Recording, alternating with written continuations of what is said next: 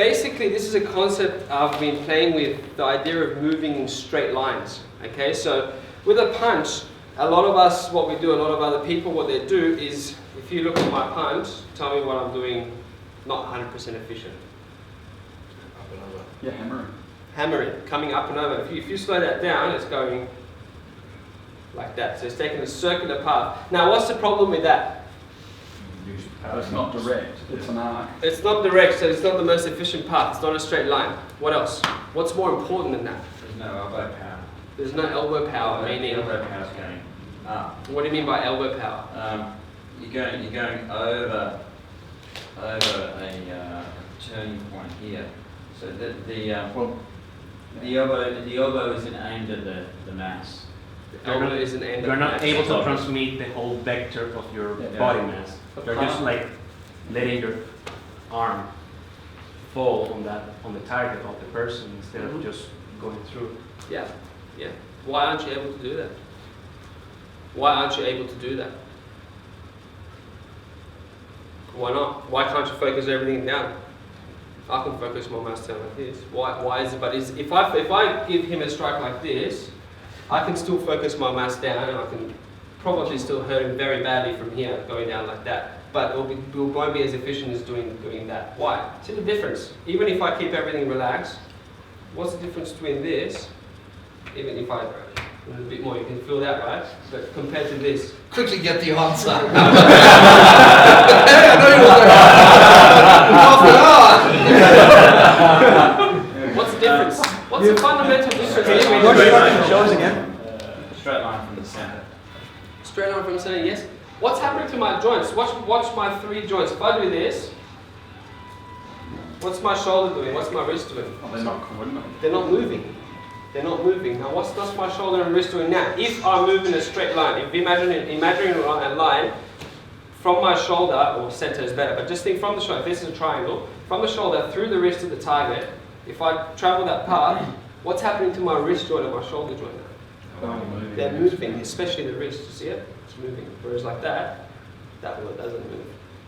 Yeah. So the fundamental thing is you've got three accelerating engines, whereas the other one you have the one. Sure, you're still relaxed, you're still openly stabilized, but it's not as efficient because you've got, for the same reason, if you then you start adding this movement, then you've got another vector as well. So the more engines we use, the better. That's physics, right? We all understand that. If we've got a chain going around some cocks, if all of them turn at the same time, it's going to be much more power produced by that chain. Does that make sense? So for that reason, yes, there's a lot of reasons, efficiency, the path is taken, but mainly the main reason is the power, the efficiency of the force given and taken by the body is a lot more because there's a lot more joints active. There's a lot more backing it up actively going forward. So with our heel kicks, a lot of us don't do is that. What we do is we raise this up. So that's why we say in grade 1, you've heard, don't do two movements. Don't go 1, 2. Exactly the same reason where from here you don't go that. Right? Yes, it's not as efficient the path, but because from here, now if you watch my joints, I'm just flicking that out. Right? So what the exercise now we're going to do is having the idea of the heel moving in a straight line. So going like that. And you see the amount of power, I didn't do that hard, but his whole body moves. And I'm not really kicking hard, I'm just moving all three joints at the same time. So this kind of stuff, if I do hard the other way, this is not very, very good compared to something like this. See, so there the ankle's active as well. The ankle, the knee, and the hip joint are all active at the same time. Can you demonstrate that again? This goes with every kind of strike. Every kind of strike. Palm strikes, we've got these in Silam Tao. We've got these. Stamp kick, side kicks, Wing Chun Kung Fu side kicks. Every kind of kick that's hitting or punch that's hitting with a palm, fist, or ankle has this quality in it. Use all your three joints. Now, the straighter that line, the more piercing that line, the more effective it will be, and the more active all three. The more the three joints will be working in unity together. The straighter that line is. Does that make sense? Yeah? So, what I recommend is you hold your leg up, openly stabilize everything, keep that support from the back. Envision that straight line from your hip through, or from your center, but it's better to do it from your hip, it's easier to think. From your hip through to the heel, a straight line, through to the target, whether it's up here or down there. See that straight line, focus there, get your going out to there and then just release. You're already there, then you just release. So you draw the line in your mind's eye before you even move. Now, to me, that's the idea of focus. All the Seal and Tao stuff, everything's already there. This is, I believe, what's the Nin Tao is my belief, and what I think, when Stephen says, use your mind to move, how do you use your mind to move? I think, oh, I'm already there. And then physically, you go there. So remember what I talked about before, there's awareness, intention equals to a result, an action, right? So we've got awareness, fully infused our body is with mind. We've got intention, straight line, still staying infused, and then the action is very good like that way. Yeah? So see that straight line and then just release. Do it on each other's legs unless you need a pad. Go with pads. We're going to hold our leg up. So we've worked on holding our leg up and moving this way, holding our leg up and being pushed in. Now we're going to have a look at just a single joint rotation. So it's just the knee rotating. Okay, if we have a look at, if we come to this part of Chum Q, so just take one step back, this part of Chum Q, you see my shoulder's not, this that we were talking about, that it's not 3 joints, it's only 1 joint moving. I sort of argued the fact that it still can be very powerful when I was doing it on PJ. You can still get a lot of power, even though there's not only 1 joint. Then if these ones aren't moving behind it, how can this joint still have power by itself? How can it, do you know what I mean? If these ones, for example, if I'm kicking like this and just moving my elbow and my knee joint, how is it that it can still have a lot of power, just that 1 joint? Is the weight of my leg. What if I do something like this? Why would this happen if I kick? If you watch my hip and the rest of my body, even if I do this nice and relaxed, what's stopping me from doing that? Even though they're not moving. So your thing would be, maybe your answer would be, yeah, if you don't want that to happen, move this and move this as well. Yes, that's the most powerful and efficient way. But if I said, no, you're only restricted to a single joint rotation, why is it that I can do it where this doesn't come back? What's happening in these ones? They're very relaxed. Very relaxed, yeah. The supporting outlet that we were having our legs held. Right? Exactly, Yeah. exactly. So it's this coming back to this idea of open stabilization, or awareness, or having the ether running through it. Basically, it comes back to the stance exercise we were doing when someone's pushing in. So posture isn't a static thing. Wing Chun, what we were doing with the leg holding it up here, someone pushing, this is not a static thing. For this to be able to work, so I can put it another way, open stabilization is actually every joint in your body being active. It's not a static thing. Open stabilization is not a static thing. There's flow in there. Does that make sense? That's a key thing. If you understand that, then you'll master Wing Chun very, very quickly. Tomorrow at 6 o'clock. Okay, so if open stabilization means that there's flow in there, Greco like that one. He's a comedian, so he's taking this. It's a good line. Well, good one line on that. It's great. It's great. I will. Yeah. Okay, Tuesday night. Open stabilization. So holding this leg up here, we still to be able to rotate this and not have force bouncing back through the hip joint and the rest of the body.